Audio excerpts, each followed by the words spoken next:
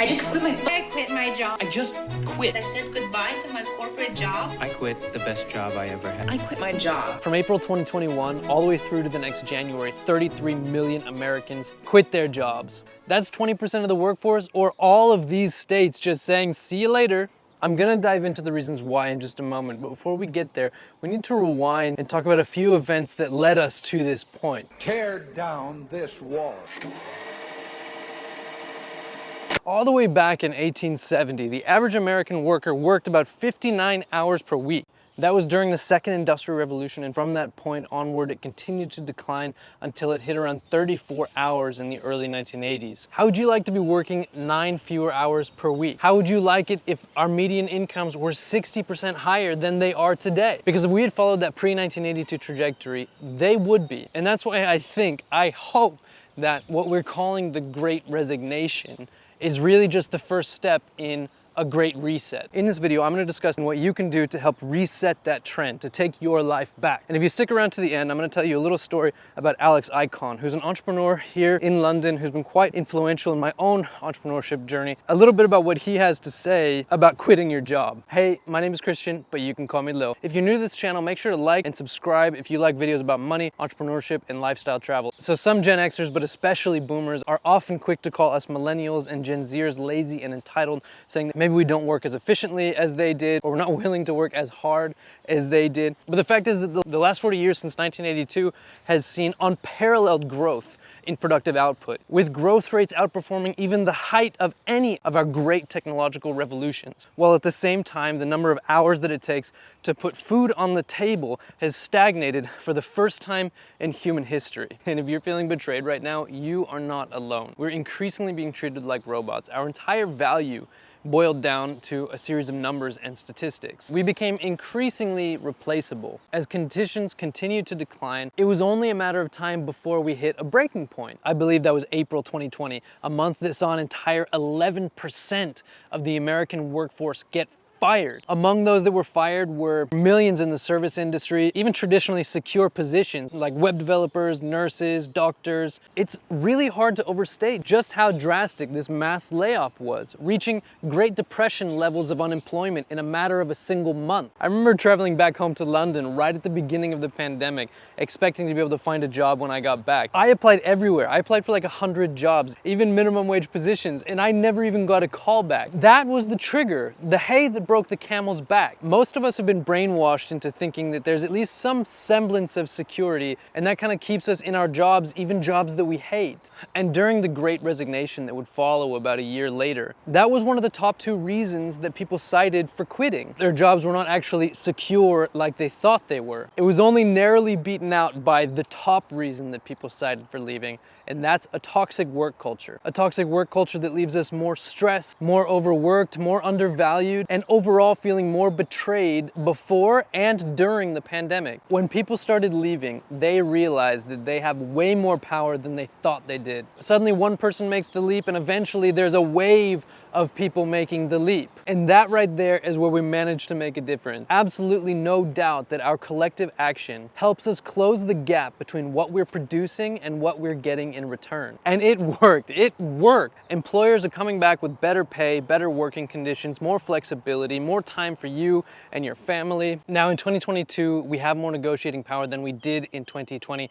And indeed, we have forced employers to change workplace culture, to raise employee salaries, but probably the biggest thing that we've done during this period is we have realized what's actually important in life. We are looking for recognition. We are craving more time with our friends and families. But perhaps more important than anything else, we need purpose. And we need it more than ever before, because a 2013 Oxford study titled The Future of Employment puts 47% of all jobs in the United States in the high-risk category for automation. That is to say that 40% of all jobs in the United States are more likely to be automated in a couple of decades than not. The future of employment will be passion-driven. It will be human connection. You will not be able to just get by on any job that comes your way. Now, my grandparents would probably tell me that I'm just complaining or whining about the same thing that everybody has always had to go through. But I'm not not complaining. I actually love where we're headed. This is a call to action. Humanity has been on a downward spiral for at least the last 40 years, and it will be up to us to reset that trajectory, especially with the increasingly automated world that we will find ourselves in. I've said a lot, but there's this man here in London. His name is Ikonn. I don't know him personally, but I've followed his journey for at least the last 7 years or so. Not in like a creepy way. He's like a well-known entrepreneur and influencer.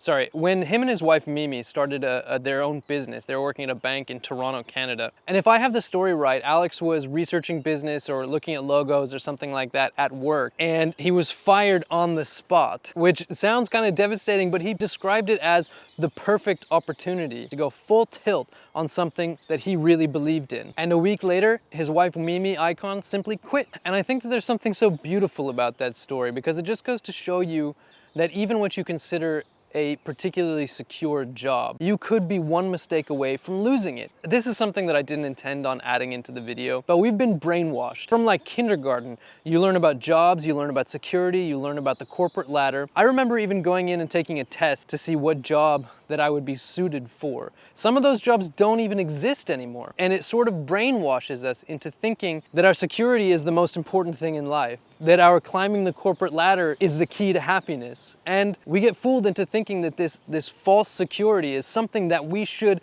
aspire to and hold on for dear life. And when Alex lost his job, that gave him the excuse. I said, I don't have the security anymore. The truth is, he never had it, and neither do you. If you have a job right now, you could lose it tomorrow, and you may not be able to get another one. That's just reality. This world that our education prepared us for, this world that was really native to my grandparents' generation, where they would work the same job for 30 years, and get tenure and literally couldn't be fired, it doesn't exist. I'll tell you what, I don't know how much of this story my dad wants me to tell, but he lost his job. He's a software developer with 30 years of experience. And software development is something that everybody's teaching their kids today. This is what you need to go into because this is a secure job. He was unable to find a job for about 18 months. Your corporate ladder, your job, has zero security. The world that my grandparents grew up in, the world that our kids are being educated for, does not exist. Now, back to Alex for a second. He went on to build a multi-million-dollar company that he ended up selling and then building more companies. Another one which I can only assume is also